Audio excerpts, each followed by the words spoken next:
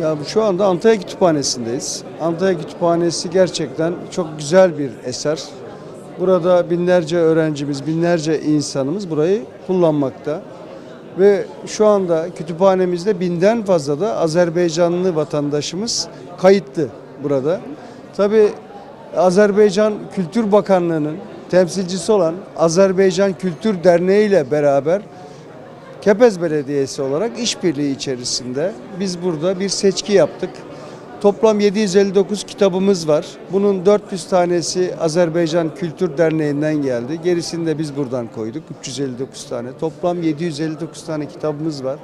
Ve bu işbirliğinin, bu kültürel işbirliğinin tek millet, iki devlet olan can dostumuz Azerbaycan'la işbirliğinin devam etmesi gerçekten çok güzel ve buna katkı sunduğumuz için biz mutluyuz.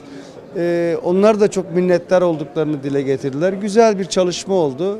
Tabii bu işbirliği devam edecek. Kütüphane artık uluslararası alanda hizmet vermiş olacak. Evet, evet. Yakında da zaten bir cadde açtık Azerbaycan'la ilgili. Onu da hep beraber inşallah bir açılışında tekrar buluşacağız. Ya da Azerbaycan'ın ses bayrakları olan Fuzuli, Nesimi gibi, Şehriyar gibi isimlerin kitap... Antalya Kitapxanasında Azərbaycan bölümünün açılması bizim Türkiyə-Azərbaycan mədəni ilişkilərində bizim üçün böyük bir tarixi hadisədir.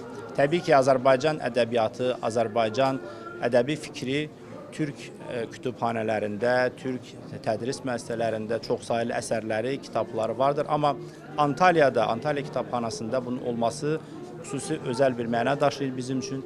Düşünürəm ki, bizim əməkdaşlığımızın inkişafında Azərbaycanın ədəbiyyatının, xüsusilə də Azərbaycan ədəbi fikrinin daha yaxından öyrənilməsi, bizim mütəfəkkirlərin, bizim alimlərin, bizim ədiblərimizin düşüncələrinin mənimsənilməsi üçün bu bölümün açılmasının böyük bir hizmətləri olacaqdır. İki dövlət arasında qardaşlıq, dostluq bağlarının möhkəmlənməsinə xidmət edəcəkdir və bu kimi kitabxanalarımızda bölümlərin qarşılıqlı surətdə açılması düşünürəm ki, hər birimiz üçün davamlı və əsas, vacib, önəmli bir addım olacaqdır.